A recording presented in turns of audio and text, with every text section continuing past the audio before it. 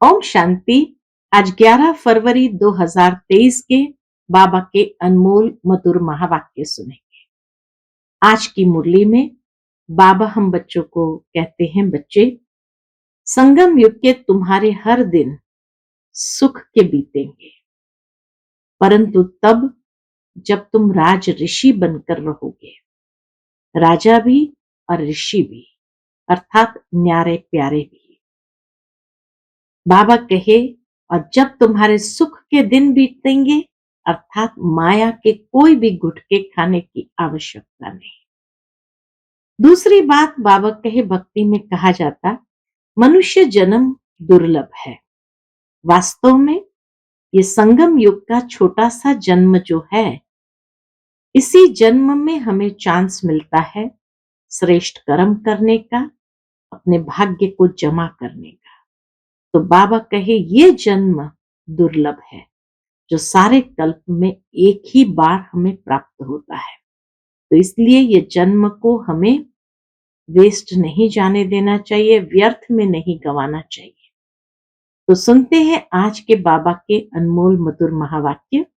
मीठे बच्चे, सदा अपने को राज ऋषि समझकर चलो, तो तुम्हारे सब दिन सुख से बीतेंगे, माया के गुटके से बच जाएंगे। प्रश्न है आज की मुरली से, कौन सा चांस तुम्हें अभी है फिर नहीं मिलेगा? उत्तर, अभी थोड़ा समय है जिसमें पुरुषार्थ कर पढ़ाई से उच्च पद पा सकते हो, फिर ये चांस नहीं मिलेगा। ये जीवन बड़ा दुर्लभ है, इसलिए कभी भी ये ख्याल नहीं आना चाहिए कि जल्दी मरे तो छूटे। ये ख्याल उन्हें आता जिन्हें माया तंग करती है या कर्म भोग है। तुम्हें तो बाप की याद से माया जीत बनना है।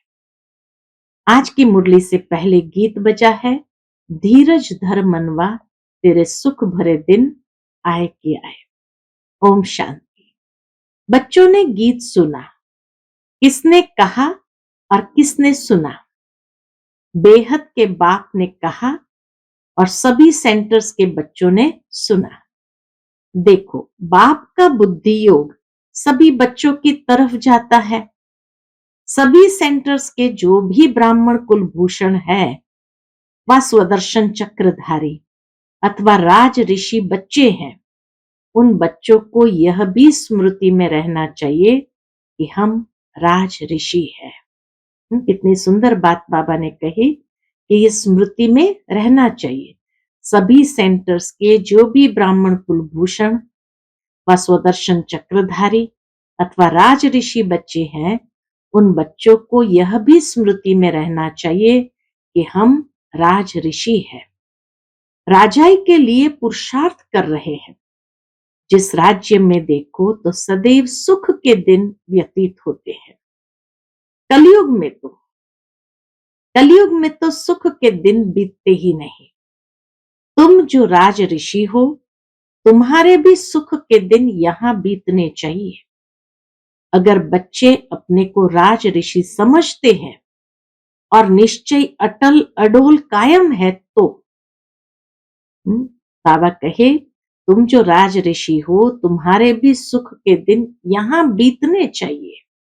लेकिन कंडीशन क्या? अगर बच्चे अपने को राज ऋषि समझते हैं और निश्चय अटल अडोल कायम है, तो नहीं तो घड़ी घड़ी भूल जाने से माया के गुटके बहुत आते हैं। बच्चे जानते हैं कि हम बाप से राजयोग सीख सदा सुख का वर्षा ले रहे हैं अथवा नर से नारायण बन रहे हैं, सो तो सिवाय परमपिता परमात्मा के कोई बना न सके। परमपिता परमात्मा जब कहा जाता है तो किसी साकार व आकार के तरफ बुद्धि नहीं जाती। निराकार बाप को ही याद करते हैं। बाप धीरज देते हैं, बच्चे बाकी थोड़े रोज है। ये कलयुग नर्क बदल स्वर्ग होगा। हेवन की स्थापना, हेल का विनाश तो गाया हुआ है। भगवान स्वयं बैठ राजयोग सिखाते हैं। कोई भी मनुष्य चाहे हेल का चाहे हेवन का हो, राजयोग सिखला न सके। बच्चे जानते हैं हम ब्रह्मा मुख वंशावली ब्राह्मण कुलभूषण ही स्वदर्शन चक्रधारी है। हम आत्माओं को सृष्टि चक्र की नॉलेज है। देवताएं ये नहीं जानते। देवताएं स्वदर्शन चक्रधारी नहीं है। स्वदर्शन चक्र श्री कृष्ण को व विष्णु को क्यों दिया है? क्योंकि तुम ब्राह्मण अभी संपूर्ण नहीं बने हो, नीचे ऊपर होते रहते हो। यह स्वदर्शन चक्र निशानी है फाइनल की। आज तुम स्वदर्शन चक्र फिराते हो, कल माया से हार खाकर गिर पड़ते हो, तो तुमको अलंकार कैसे दे सकते? स्वदर्शन चक्र तो स्थायी चाहिए, इसलिए विष्णु को दिखाते हैं। ये बहुत गुह्य बातें हैं। जहां भी विष्णु का मंदिर हो व कोई भी स्वदर्शन चक्रधारी का मंदिर हो, वहां जाकर तुम समझा सकते हो। श्री कृष्ण को भी स्वदर्शन चक्र देते हैं। राधे कृष्ण युगल के चित्र में स्वदर्शन चक्र नहीं देते हैं। स्वदर्शन चक्र तो तुम ब्राह्मण कुलभूषण को है, जिनको परम पिता परमात्मा स्वदर्शन चक्रधारी अथवा त्रिकालदर्शी बनाते हैं। वही जब देवता बनते हैं तो उन्हों को त्रिनेत्री, त्रिकालदर्शी, त्रिलोकीनाथ नहीं कह सकते, क्योंकि अभी तो हम स्वर्ग की सीढ़ी ऊपर चढ़ते हैं। सतयुग से तो सीढ़ी नीचे उतरनी होती है। वहां यह ज्ञान होता नहीं। वहां यह मालूम होता तो तुम राजाई कर न सको, यही चिंता लग जाए। तीनों कालों का ज्ञान अगर मालूम हो तो बाबा की चिंता लग जाए। तो अब बाप बच्चों को धीरज देते हैं कि घबराओ मत, माया पर जीत पानी है। इतना प्यार से बाबा कहते, बच्चे घबराओ मत, माया पर जीत पानी है। माया के तूफान आएंगे जरूर, विघ्न पड़ेंगे, इसका इलाज है योग में रहो। विघ्न आएंगे जरूर, तूफान आएंगे जरूर, विघ्न पड़ेंगे, लेकिन साथ ही बाबा इलाज भी बताते कि इसका इलाज है योग में रहो। माया योग भी तोड़ेगी, परंतु पुरुषार्थ कर योग में रहना है। जो योग में रहेंगे तो उनकी आयु भी बढ़ेगी। जितनी आयु बड़ी होगी उतना अंत तक बाप से योग लगाए वर्षा लेंगे। योग से तंदुरुस्ती को भी ठीक करना है, हेल्थ को भी अच्छा करना है। इसलिए बाप कहते हैं योगी भव, मेरे को निरंतर याद करो। जितना पुरुषार्थ करेंगे उतना स्वर्ग में प्रालब्ध पाएंगे। तो बाप कहते बच्चे योग में रहो तो तुम्हारे विकर्म विनाश होंगे। बाकी थोड़ा समय है। तुम ऐसे नहीं कहेंगे कि विनाश जल्दी हो तो हम स्वर्ग में जाएं, क्योंकि यह जीवन बड़ी दुर्लभ है। ऐसे नहीं कि अभी शरीर छोड़ फिर नया शरीर लेकर पढ़ाई पढ़ सकेंगे। बाल अवस्था में ही होगा तो विनाश आरंभ हो जाएगा। बालिक भी नहीं बन सकेंगे, क्योंकि इसमें छोटे बड़े सबका विनाश होने वाला है। जल्दी मरे ये वही कहेंगे जिनको माया बहुत तंग करती है या कोई कर्म भोग है, उनसे छूटने चाहते हैं, परंतु यह चांस फिर नहीं मिलेगा। इसलिए पुरुषार्थ में जुट जाओ।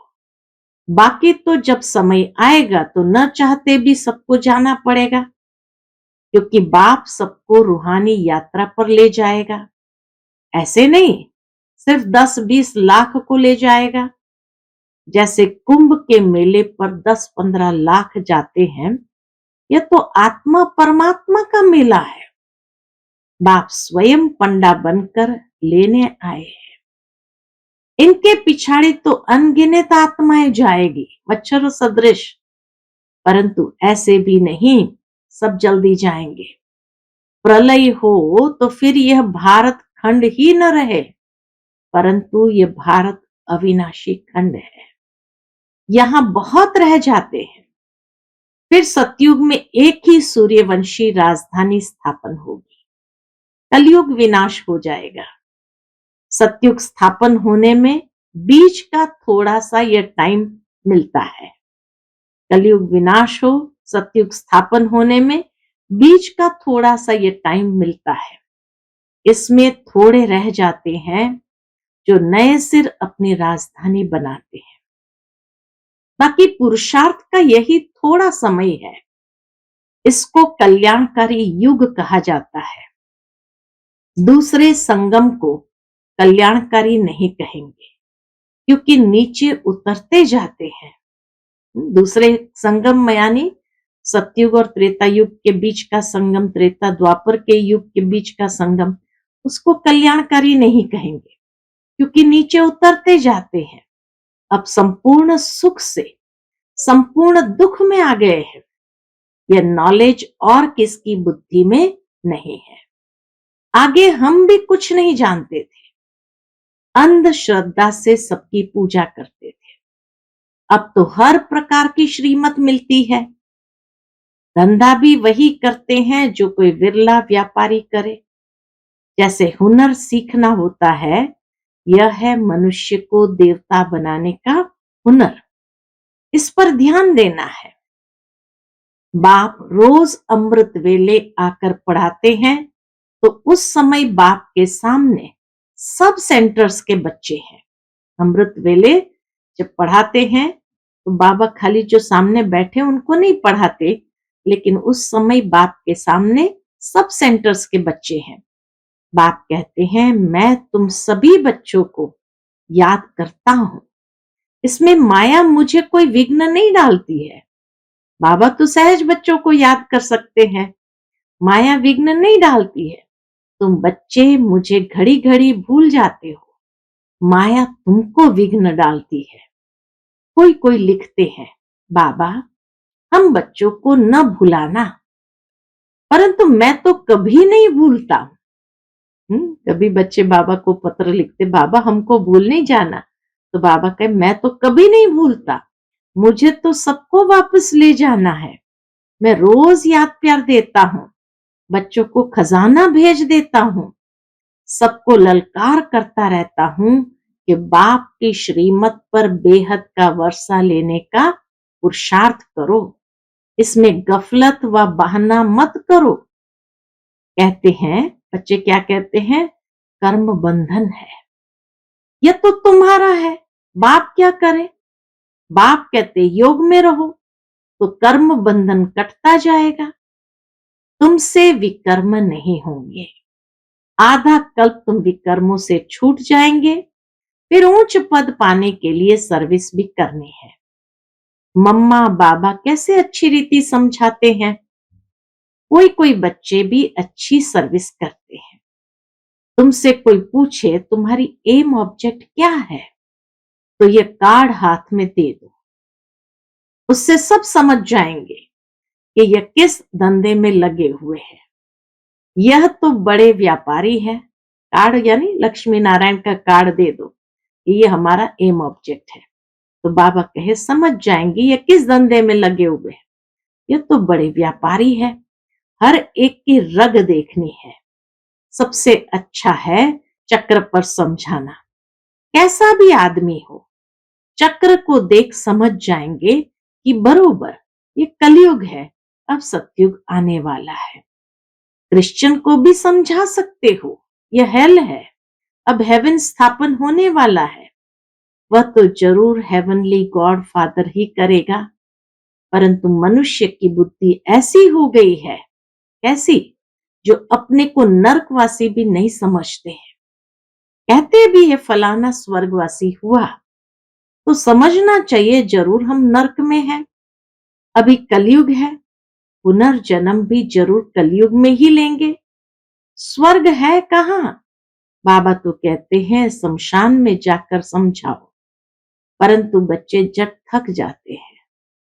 समझाना चाहिए अभी तो कलयुग है, अगर स्वर्ग में पुनर्जन्म लेना चाहते हो तो आकर समझो।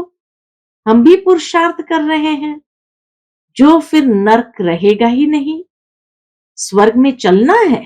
पूछो, स्वर्ग में चलना है, वहां विष नहीं मिलेगा, उसको यहां ही छोड़ना पड़ेगा। कैसे? ये बाबा युक्तियां बताते हैं। नेपाल में विजय अष्टमी के दिन छोटे बड़े सब शिकार करते हैं। तुमको भी सबको समझाना है। घर घर में शिव का और लक्ष्मी नारायण का चित्र जरूर रखना है। नौकरों को, मिस्त्रियों को भी समझाना है कि मौत सामने खड़ा है।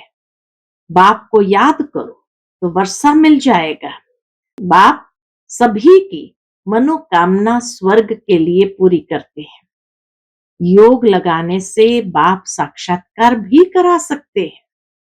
बाप है ही कल्याणकारी, तो बच्चों को भी ऐसा कल्याणकारी बनना है। गरीब ही अपना कल्याण करते हैं, शाहूकार मुश्किल ही करते हैं। सन्यासी भी जो नामी ग्रामी है वह अंत में आएंगे।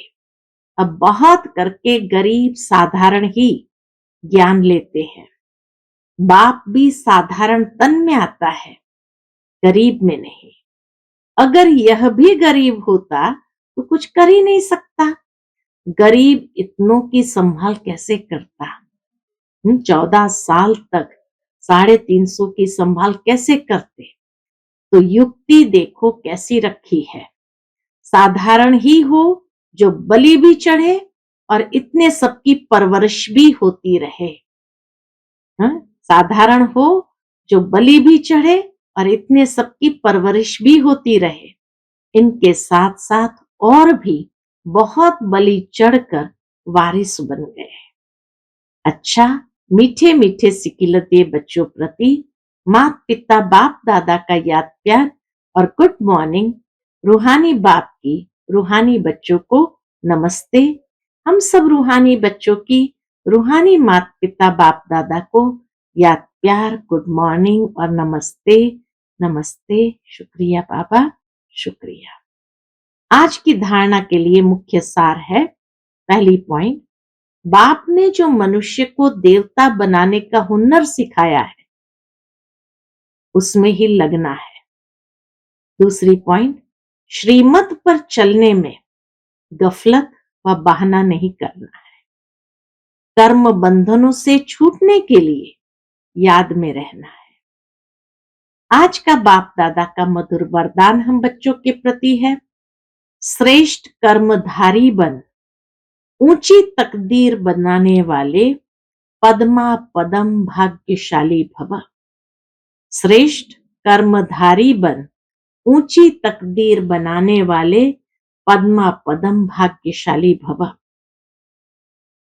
जिसके जितने श्रेष्ठ कर्म है उसकी तकदीर की लकीर उतनी लंबी और स्पष्ट है।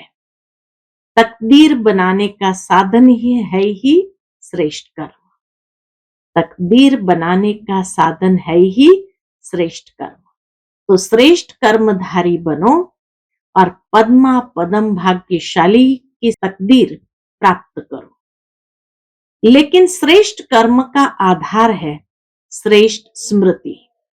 श्रेष्ठ ते श्रेष्ठ बाप की स्मृति में रहने से ही श्रेष्ठ कर्म होंगे। इसलिए जितना चाहो उतना लंबी भाग्य की लकीर खींच लो। इस एक जन्म में अनेक जन्मों की तकदीर बन सकती है। आज का स्लोगन है, अपने संतुष्टता की पर्सनालिटी द्वारा अनेकों को संतुष्ट करना ही संतुष्ट मणि बनना है। अपने संतुष्टता की पर्सनालिटी द्वारा अनेकों को संतुष्ट करना ही संतुष्ट मणि बनना है। उसके बाद मातेश्वरी जी के अनमोल महावाक्य सुनेंगे। पहली पॉइंट जो मम्मा ने सुनाई, यह जो मनुष्य गीत गाते हैं, ओ गीता के भगवान अपना वचन निभाने आ जाओ। कहते हैं ना, हे भगवान अपने गीता के वचन निभाने आ जाओ। अब वो स्वयं गीता का भगवान अपना कल्प पहले वाला वचन पालन करने के लिए आया है और कहते हैं, हे बच्चे, जब भारत पर अति धर्मग्लानि होती है, तब मैं इस समय अपना अंजाम पालन करने यानी अपना वायदा पालन करने के लिए अवश्य आता हूं। जब भारत पर अति धर्मग्लानि होती है, तब मैं इसी समय अपना अंजाम पालन करने यानी वायदा निभाने के लिए अवश्य आता हूं। अब मेरे आने का यह मतलब नहीं है कि मैं कोई युगे युगे आता हूं। सभी युगों में तो कोई धर्मग्लानि नहीं होती। धर्मग्लानि होती ही है कलयुग में। तो मानो परमात्मा कलयुग के समय आता है और कलयुग फिर कल्प कल्प आता है। तो मानो मैं कल्प कल्प आता हूं। कल्प में फिर 4 युग है, इसको ही कल्प कहते हैं। आधा कल्प सतयुग त्रेता में सतो गुण सतो प्रधान है, वहां परमात्मा के आने की कोई जरूरत नहीं। और फिर तीसरा द्वापर युग से तो फिर दूसरे धर्मों की शुरुआत है। उस समय भी अति धर्मग्लानि नहीं है। इससे सिद्ध है कि परमात्मा तीनों युगों में तो आता ही नहीं है। बाकी रहा कलयुग, उसके अंत में अति धर्मग्लानि होती है। उसी समय परमात्मा आए, अधर्म विनाश कर सत धर्म की स्थापना करता है। अगर द्वापर में आया हुआ होता तो फिर द्वापर के बाद तो अब सतयुग होना चाहिए, फिर कलयुग क्यों? ऐसे तो नहीं कहेंगे परमात्मा ने घोर कलयुग की स्थापना की। अब यह तो बात ही नहीं हो सकती। इसलिए परमात्मा कहते हैं मैं एक हूं और एक ही बार आकर अधर्म का कलयुग का विनाश कर सतयुग की स्थापना करता हूं। तो मेरे आने का समय संगम युग है। दूसरी पॉइंट पर फिर मम्मा ने सुनाया, मनुष्य आत्मा की किस्मत, मनुष्य आत्माओं की किस्मत बनाने वाला और किस्मत बिगाड़ने वाला कौन है? हम ऐसे नहीं कहेंगे कि किस्मत बनाने वाला बिगाड़ने वाला वही परमात्मा है। बाकी यह जरूर है कि किस्मत को बनाने वाला परमात्मा है और किस्मत को बिगाड़ने वाला खुद मनुष्य है। कितनी सूक्ष्म बात कही। अक्सर ये कहते किस्मत बिगाड़ने वाले ये विकार है या रावण है। तो किस्मत बनाने वाला परमात्मा है और किस्मत को बिगाड़ने वाला खुद मनुष्य है। अब ये किस्मत बने कैसे और फिर गिरे कैसे, इस पर समझाया जाता है। मनुष्य जब अपने को जानते हैं और पवित्र बनते हैं तो फिर से वो बिगड़ी हुई तकदीर को बना लेते हैं।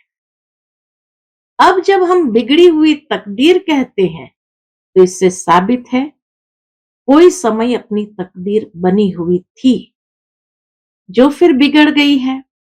अब वही फिर बिगड़ी तकदीर को परमात्मा खुद आकर बनाते हैं।